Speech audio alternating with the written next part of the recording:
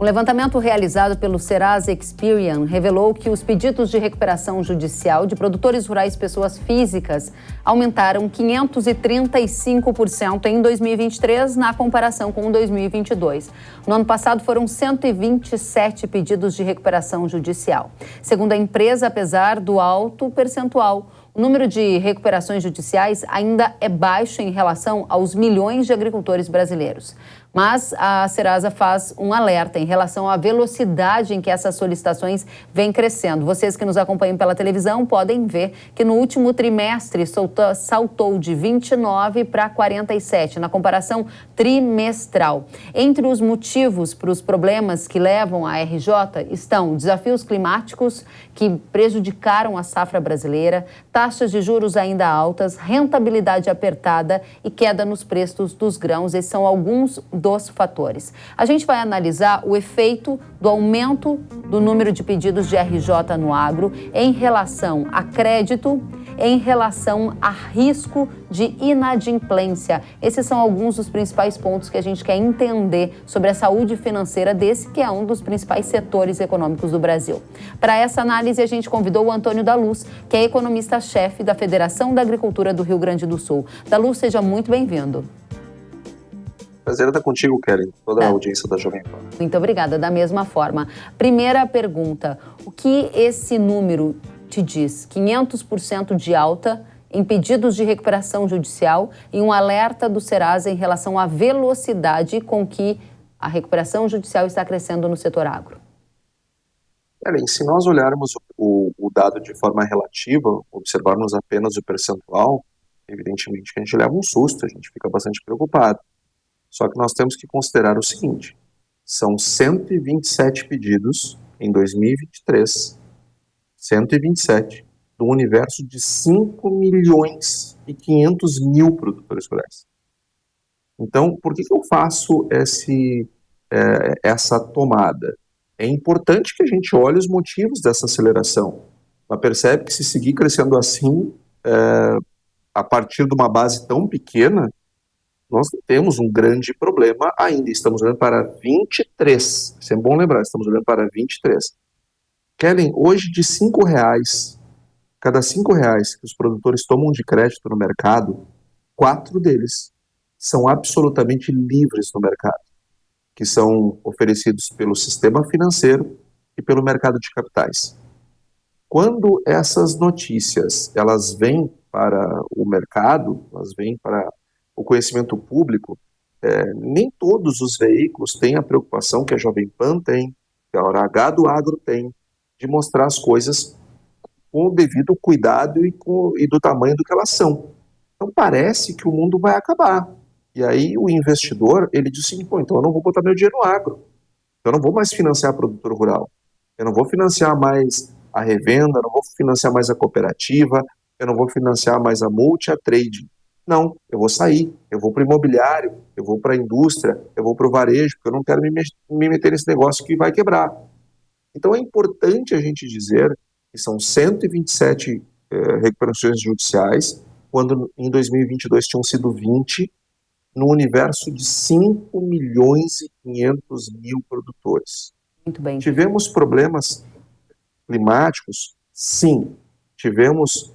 os custos foram na safra 23 mais elevados? Sim, mas a maior parte desses casos, o problema é gestão.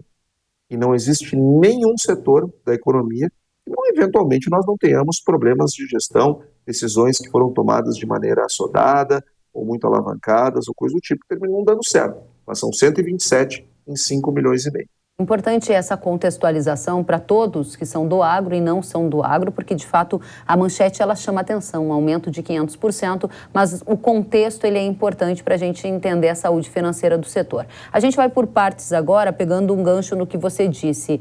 Perspectiva para 2024, por quê? 2023 o PIB do agro cresceu 2 dígitos, ajudou o PIB 15%. Da economia brasileira. Agora em 24 a gente está vendo quebra de safra por desafios climáticos. O que me faz te perguntar se esse viés autista no número de pedidos de recuperação judicial tende a dar um salto neste ano atual. Bom, tem um outro aspecto, Kellen, também importante nós lembrarmos, que está se criando uma certa indústria da recuperação judicial.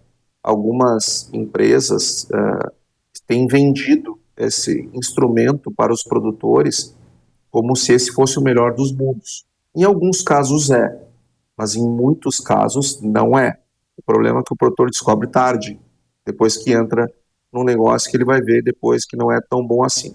Eu acredito que em 2024, em virtude de nós termos uma combinação de quebras de safra, sim, que aconteceram em várias regiões do Brasil, associadas a um nível de preço mais baixo, é bem possível que nós tenhamos uma elevação desse número de pedidos de RJ. Mas ainda assim, Kellen, vai ser um número insignificante diante do universo de 5 milhões e meio de produtores brasileiros que são bons pagadores, são bons produtores, têm carregado a economia brasileira nas costas e têm feito com que o nosso agro tenha crescido enormemente nesses últimos 20 anos. Muito bem. Problema climático aqui, queda do preço ali, faz parte do jogo, a maioria vai continuar sólido. É importante o mercado seguir junto com o agronegócio. Essa é uma questão importante para a gente encaminhar a mensagem para todos que nos ouvem. Qual é o risco de inadimplência no agro? Essa é uma pergunta que eu tenho recebido demais, Antônio, porque muita gente está preocupado. Será que eu vou receber o recurso que eu emprestei? Será que eu vou receber o pagamento pelo que eu vendi? E essa é a questão. Há um risco sistêmico, há uma crise no setor ou há problemas pontuais? Ellen, você roda o Brasil inteiro assim como eu. E aonde a gente vai, as pessoas perguntam, e sobretudo aquelas do mercado financeiro, aquelas que estão financiando os produtores rurais efetivamente, e não quem anuncia, que é o governo, mas quem realmente está financiando. A preocupação é legítima. E nós temos respondido para elas com muita tranquilidade sobre esse ponto. Acreditamos numa recuperação do setor. A questão dos problemas climáticos fazem parte, a questão do preço faz parte. Não foi o primeiro El Niño, não foi o primeiro La Niña. Sempre foi assim, sempre será. Nós somos uma indústria a céu aberto, essas coisas acontecem. E ainda assim, o nosso setor tem crescido bem acima da média do crescimento brasileiro. E respondendo objetivamente a tua pergunta, eu vou usar o laboratório, porque ciência se faz com laboratório. O Rio Grande do Sul teve 2 quebras de safra, bem maiores percentualmente do que o Brasil vai ter, bem maiores. O Rio Grande do Sul, em 2022, perdeu quase 50% da sua safra. E em 23 perdeu 40% da sua safra. Esses números são bem maiores do que o percentual de safra brasileira. O Rio Grande do Sul perdeu 30 milhões de toneladas em 2 anos consecutivos. E os produtores gaúchos têm a segunda menor inadimplência do Brasil, só atrás de Santa Catarina, por bem pouquinha diferença. Ou seja, não é a quebra de safra que faz com que o produtor pague as suas contas ou não pague as suas contas. Entre em RJ, aumente inadimplência. O que faz a diferença é a gestão. Muito bem. Então, boas estruturas de financiamento com uma boa análise de crédito resolve o problema.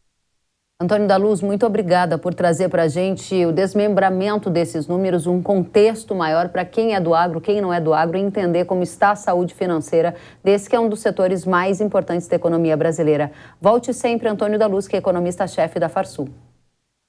Obrigado, Kellen. É sempre um prazer estar contigo e aqui na Hora H do Agro. Muito obrigada da mesma forma, da Luz.